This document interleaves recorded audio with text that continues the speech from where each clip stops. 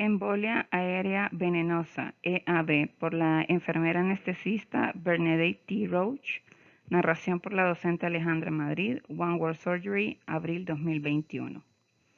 Esta presentación discutirá la ocurrencia, pero potencialmente fatal, de una embolia aérea venenosa quirúrgica, incluyendo los factores de riesgo, la prevención, el diagnóstico y el tratamiento.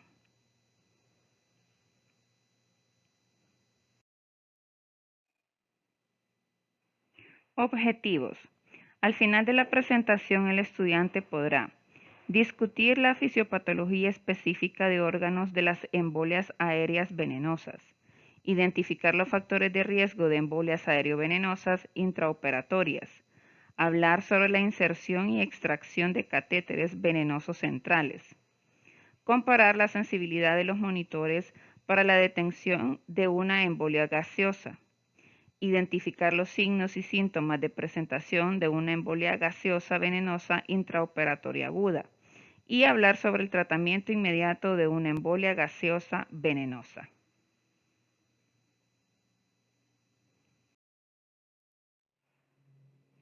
Fisiopatología. Se necesitan dos cosas para el desarrollo de una embolia gaseosa venenosa. Primero, debe haber comunicación directa entre la atmósfera y la circulación venenosa. Este acceso puede ser proporcionado por el sitio quirúrgico o por un catéter venenoso central. En segundo lugar, la presión intravascular debe ser menor que la presión atmosférica para permitir la entrada de aire de la habitación. El aire viaja desde el sitio de entrada hasta el lado derecho del corazón. Pequeñas burbujas de aire pueden quedar atrapadas en la circulación pulmonar y sufrir una absorción gradual. En estos casos, los síntomas se limitarán al sistema pulmonar y al corazón derecho. Sin embargo, las burbujas de aire grandes causarán una obstrucción de la esclusa de aire del tracto de salida del ventrículo derecho.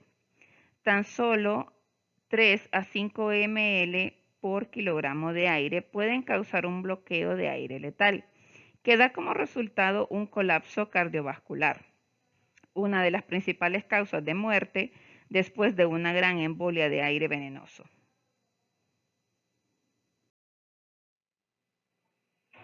Embolia aérea venenosa pulmonar. En esta imagen gráfica de embolia gaseosa venenosa se ven burbujas de aire en la vena cava, la aurícula derecha, el ventrículo derecho y la arteria pulmonar. No hay aire en el lado izquierdo del corazón.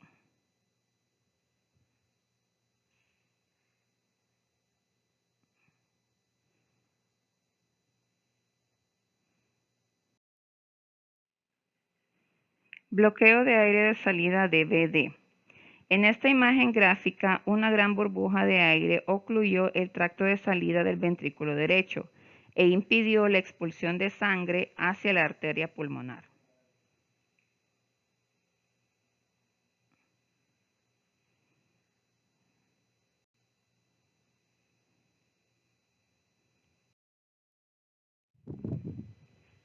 Aproximadamente el 25% de la población adulta tiene un capataz oval permeable, PFO, una abertura anatómica fetal entre las aurículas derecha e izquierda que normalmente se cierran poco después del nacimiento.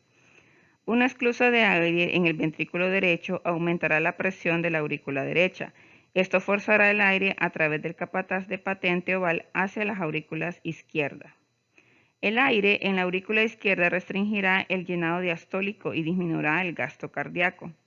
Las burbujas de aire del ventrículo izquierdo se bombean hacia las arterias coronarias, lo que disminuye la perfusión coronaria y aumenta el riesgo de isquemia cardíaca y, en última instancia, un paro cardíaco.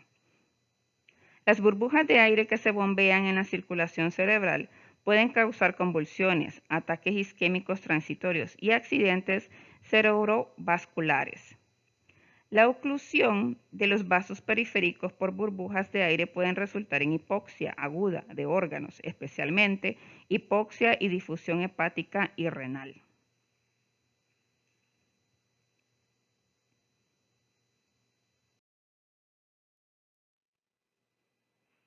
Embolia aérea arterial paradójica.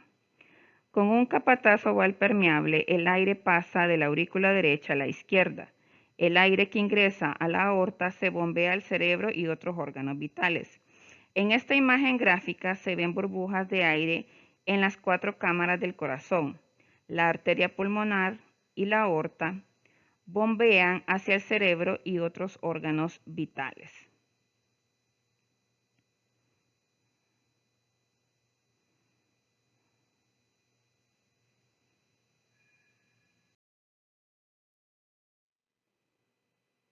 Factores de riesgo. Los sitios quirúrgicos que son más de 5 centímetros más altos que el corazón presentan un riesgo importante de embolia gaseosa. Estos incluyen la posición de Trendelenburg o sentado para cirugía de cabeza y cuello y posiciones de Trendelenburg inversa para procedimientos pélvicos. Los sitios quirúrgicos vasculares con grandes canales vasculares abiertos como las cesáreas y los procedimientos ortopédicos como una atroplastia total de cadera también representan un riesgo de embolia. Las inflaciones laparoscópicas y la derivación cardiopulmonar también se asocian con émbolos aéreos venenosos. Una embolia gaseosa es un riesgo conocido durante la colocación y extracción de un catéter de presión venosa central.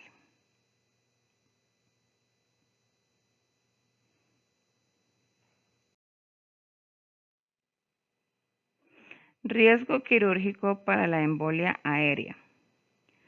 El mayor riesgo de embolia gaseosa venenosa perioperatoria se observan en las craneotomías con la posición sentada, la cirugía de la fosa posterior y la cirugía del cuello, los procedimientos laparoscópicos, las cesáreas y la inserción y extracción de un catéter de presión venosa central. Un riesgo moderado se asocia con fusiones espinales, laminectomías cervicales, prostatectomías, cirugía cardíaca y procedimientos endoscópicos gastrointestinales. La cirugía de cuello anterior, las perforaciones craneales, los procedimientos vaginales, la cirugía hepática y la cirugía de nervios periféricos tienen un riesgo bajo de embolia.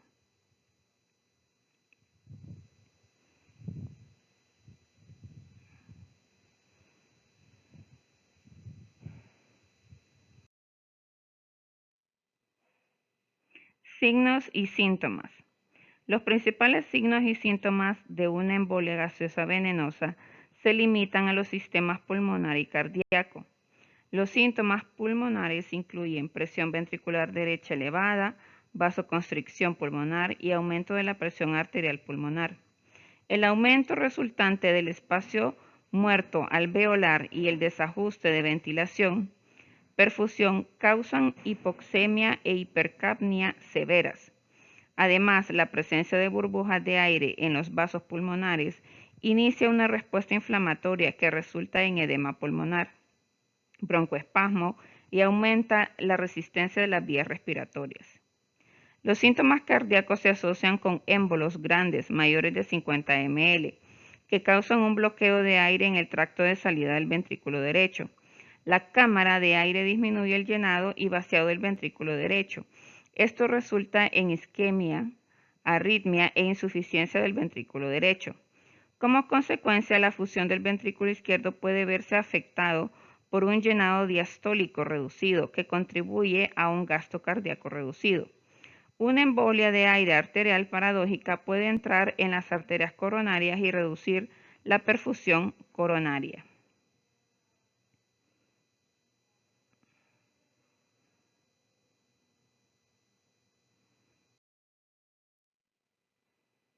Gravedad de los síntomas. La gravedad de los síntomas depende de la velocidad y el volumen de entrada de aire. Los dos determinantes principales del arrastre de aire son el tamaño del lumen del vaso abierto o catéter de acceso y la diferencia entre la presión atmosférica y la presión venosa. Se requieren más de 5 mmHg entre las dos presiones para el arrastre de aire. Cuanto mayor sea la diferencia entre las dos presiones, mayor será la velocidad y el volumen de entrada de aire en la aurícula derecha. Los síntomas dependen del volumen y la ubicación anatómica final del embolo. Los signos y síntomas sutiles que resuelven rápidamente se observan con un total de 0.5 a 2 ml por kilogramo de aire. El arrastre de aire superior a 1.5 ml por kilogramo por minuto se asocia con bradicardia y descompensación cardiovascular. Esto puede ocurrir fácilmente durante la inserción de una vía central, ya que una aguja de calibre 14 puede transmitir 100 ml de aire por segundo cuando se le proporciona un gradiente de presión de 5 cm H2O. De 3 a 5 ml por kilogramo o aproximadamente 300 a 500 ml de aire a 100 mililitros por segundo se considera una dosis letal para los seres humanos. Es difícil documentar una embolia aerovenosa como la causa definitiva de muerte debido a la continua absorción de aire antes de la muerte. ml por kilogramos o aproximadamente de 300 a 500 ml de aire a 100 mililitros por segundo es considerado ser una dosis letal para los humanos.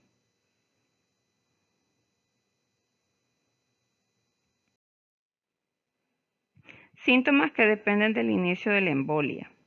La gravedad de los síntomas dependen del inicio y la velocidad del arrastre de aire. Un inicio grande y rápido es raro y se asocia con una escala de aire y falla del ventrículo derecho, disminución del gasto cardíaco y colapso cardiovascular. Por el contrario, el arrastre lento y continuo de aire es más común. Las burbujas de aire más pequeñas quedan atrapadas en la circulación pulmonar y causan hipoxemia y obstrucción local. La vasoconstricción refleja simpática causa hipertensión pulmonar, aumento del espacio muerto y disminución del dióxido de carbono al final de la expiración. También se puede observar broncoconstricción.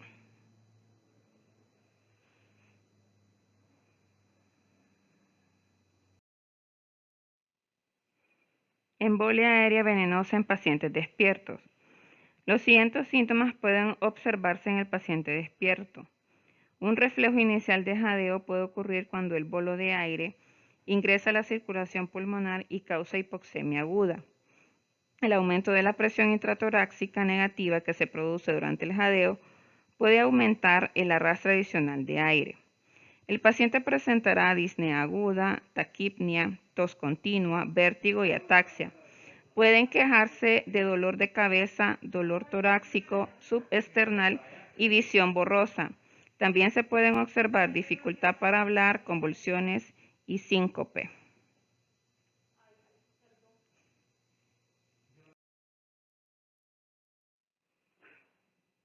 Prevención. Cuando se requiere una posición sentada para el acceso quirúrgico, el gradiente de presión entre el sitio de entrada potencial y la aurícula derecha se puede minimizar mediante una posición semisentada o reclinada modificada. La elevación de las piernas creará una presión positiva en los senos craneales transversos y sigmoideo. El uso de ventilación con presión positiva y presión positiva al final de la expiración aumenta la presión venenosa y puede prevenir el arrastre de aire. Sin embargo, existe un mayor riesgo de una embolia paradójica en una patente con un capataz oval permeable y una derivación de derecha a izquierda.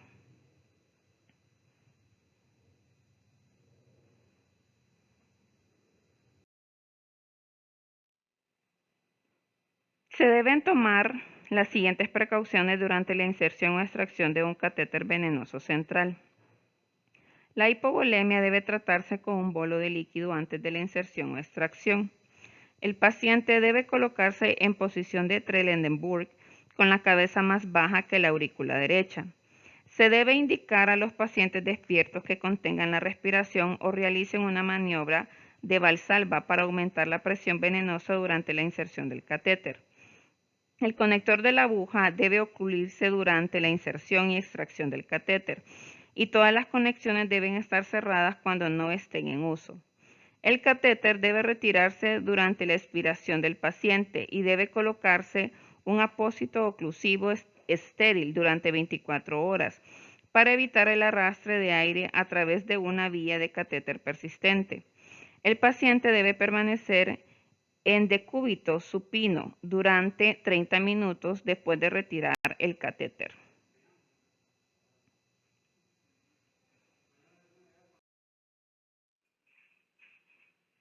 Diagnóstico. Una embolia gaseosa venenosa es un diagnóstico clínico y debido a los signos y síntomas variables es posible que no se reconozca de inmediato. Sin embargo, los proveedores de anestesia deben mantener un alto grado de sospecha en los procedimientos de alto riesgo y descartar una embolia cuando se enfrentan a anomalías pulmonares y cardíacas. Los siguientes cambios están asociados con una embolia gaseosa venenosa aguda. El ECG mostrará taquicardia sinusal y signos de distensión cardíaca derecha, que incluyen una desviación del eje derecho, bloqueo de rama derecha del haz, ondas P altas y puntiagudas, y cambios inespecíficos del ST y cambios de la onda T. La hipotensión se observa en respuesta a una disminución del gasto cardíaco. Habrá una disminución repentina del dióxido de carbono al final de la expiración superior a 2 mmHg en unas pocas respiraciones. La disminución es proporcional al tamaño del embolo de aire y comienza a recuperarse una vez que se detiene el arrastre de aire. En los analizadores de gas al final de la marea, el N al final de la marea aumentará. Si hay una vía central, la presión venosa central aumentará en respuesta a la insuficiencia del ventrículo derecho y se observará distensión de la vena yugular.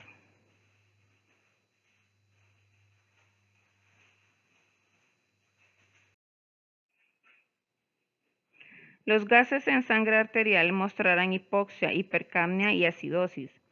La ecocardiografía transesofágica puede detectar 0.02 ml por kilogramo de aire intracardio.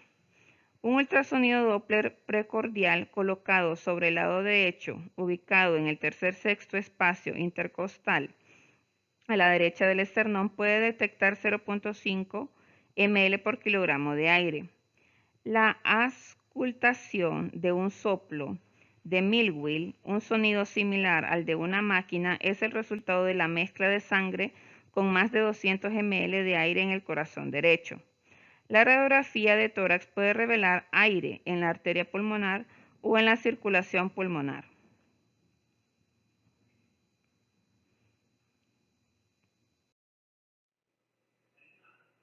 ETCO2 disminuido.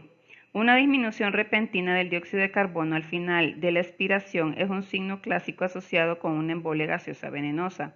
La oclusión de las arterias pulmonares o arteriolas por una burbuja de aire evita que la sangre venenosa rica en dióxido de carbono regrese a los pulmones y participe en el intercambio de gases, por lo que se libera menos dióxido de carbono con cada respiración. La vasoconstricción simpática refleja una respuesta a la hipoxemia. También contribuye a la reducción del intercambio de gases entre la sangre venenosa y los alvéolos.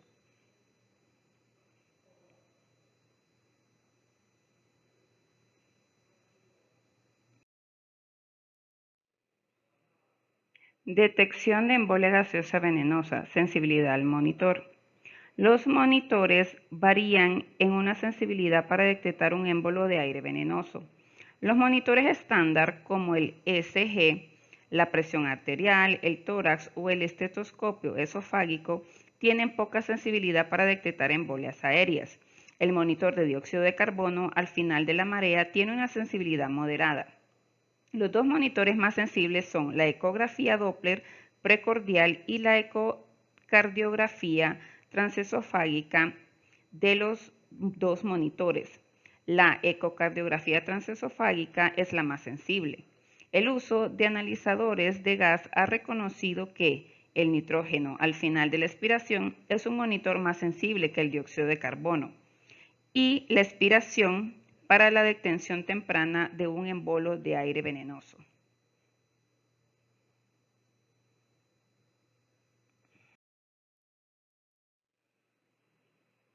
Ecocardiografía transesofágica, burbujas de aire en el atrio derecho. La ecocardiografía transesofágica es el monitor más sensible para la embolia gaseosa venenosa, ya que pequeñas cantidades de arrastre de aire se detectan antes y se muestran más fácilmente. En esta vista de ecocardiografía transesofágica se observan los pequeños reflejos blancos difusos de las burbujas de aire en las aurículas derechas, pero no en las izquierdas.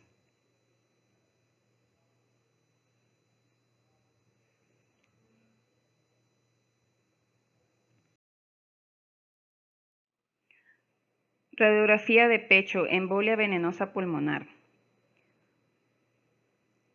Una radiografía de tórax posoperatoria puede revelar la presencia de una embolia aérea venenosa, lo que confirma el diagnóstico clínico de una embolia. En esta radiografía hay un embolo presente en el lóbulo superior derecho y el lóbulo inferior izquierdo.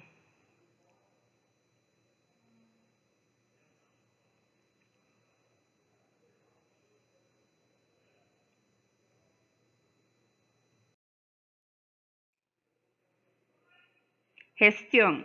El reconocimiento de una embolia gaseosa venenosa es difícil porque los signos y síntomas iniciales no son específicos y muchos procedimientos de alto riesgo no incluyen el uso de monitores sensibles. Ante la primera sospecha de arrastre de aire, el anestesista debe notificar al cirujano y pedir ayuda de inmediato. El lugar de la cirugía se debe de inundar con solución salina para evitar que el aire siga atrapado. Se debe aplicar cera de huesos en los sitios óseos sangrantes. El paciente debe colocarse en decúbito lateral izquierdo. También se recomienda Trendelenburg para prevenir la embolización cerebral. La posición de Trendelenburg invertida está indicada para el procedimiento por debajo del nivel del corazón, como una laminectomía lumbar para reducir el arrastre del aire.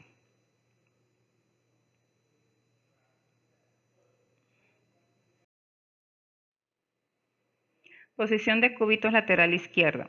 La maniobra de Durán consiste en colocar al paciente en decúbito lateral izquierdo para mantener el aire en el vértice del ventrículo derecho y evitar que provoque un bloqueo de aire del tracto de salida del ventrículo derecho. Y la arteria pulmonar también puede prevenir una embolia paradójica a través de un foramen oval permeable.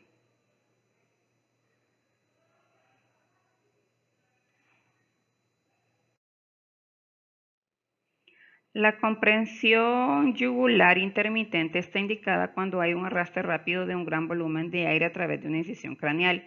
Cuando se enfrenta a un gasto cardíaco reducido, se debe administrar un bolo de líquido rápido para aumentar tanto el volumen intravascular como la presión venosa central. El uso de presión positiva al final de la expiración es controvertido. El aumento resultante en la presión de las vías respiratorias y la resistencia vascular pulmonar está asociado con una disminución del gasto cardíaco y un mayor riesgo de una embolia arterial paradójica.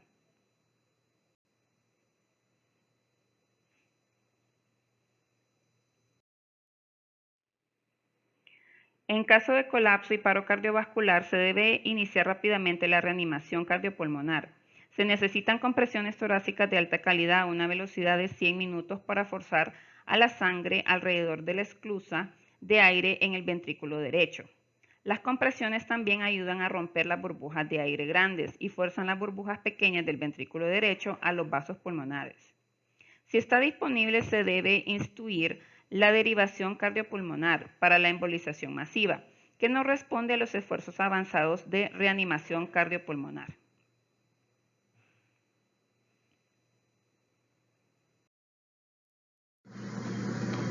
Terapia de oxígeno hiperbárico. En instituciones seleccionadas, la terapia de oxígeno hiperbárico puede ser una opción disponible. El oxígeno al 100% suministrado a una presión atmosférica de 1.4 aumenta la cantidad de oxígeno disuelto y reduce el riesgo de isquemia de órganos.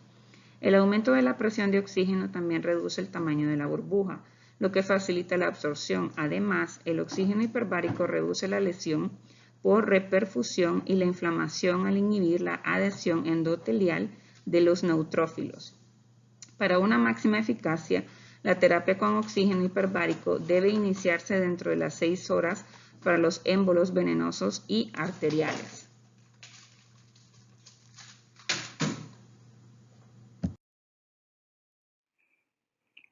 Resumen de reconocimiento y tratamiento de embolia aérea. El reconocimiento y el tratamiento de la embolia gaseosa venenosa se resume en el Manual de Emergencia de Stanford.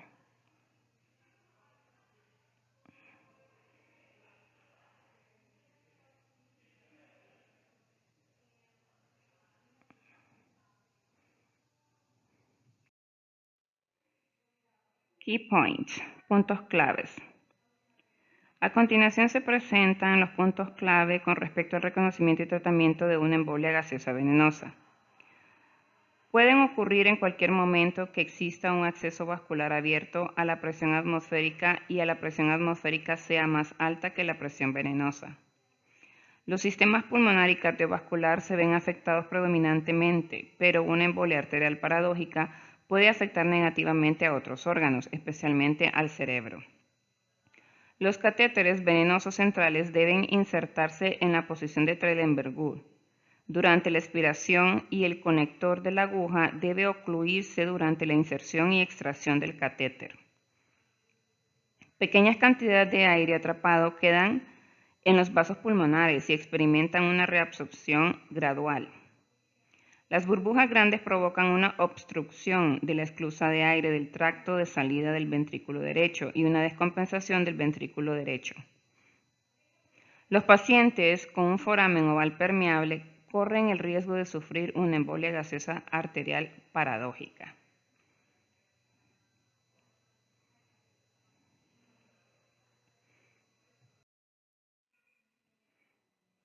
La ecocardiografía transesofágica es el monitor más sensible para la detección de una embolia gaseosa. La disminución del dióxido de carbono al final de la expiración es directamente proporcional al volumen de aire arrastrado. El manejo inmediato incluye una posición de cúbito lateral izquierda con la cabeza hacia abajo para atrapar aire en el ventrículo derecho. La compresión yugular intermitente está indicada para un arrastre craneal grande y rápido de aire. La dobutamina es el inótropo para el tratamiento de la insuficiencia ventricular derecha. Los cambios postoperatorios del estado mental como confusión, dolor de cabeza, mareo, vértigo y dificultad para hablar pueden deberse a una posible isquemia cerebral secundaria, a una embolia gaseosa no detectada.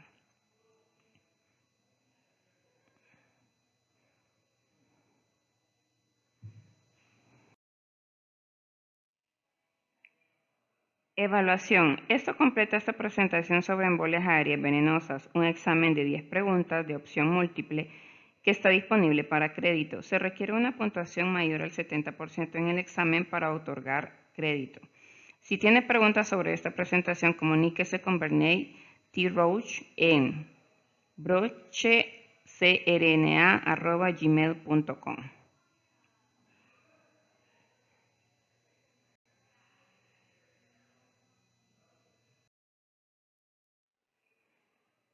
Referencias. Se recomiendan los siguientes recursos para obtener información adicional sobre embolias aéreas venenosas. Giralzo M., Lopera L.M., Arango M. Embolismo aéreo venenoso en neurocirugía. Malky W., Castellani K. Venous Air Embolism. Rare but fatal. EM Resident, 10/9/2020. McCarthy C. J. Peravich S. Naidu S. G. Air Embolism. Practical Tips for Prevention and Treatment. J. Klein Med, 2016. Stanford Anesthesia Cognitive Aid Group. Embolia aérea manual de emergencias agudas cognitivas para eventos críticos perioperatorios 2016. Esto ha sido todo para esta presentación. Espero que sea muy provechosa para cada uno de ustedes. Les deseo éxitos totales.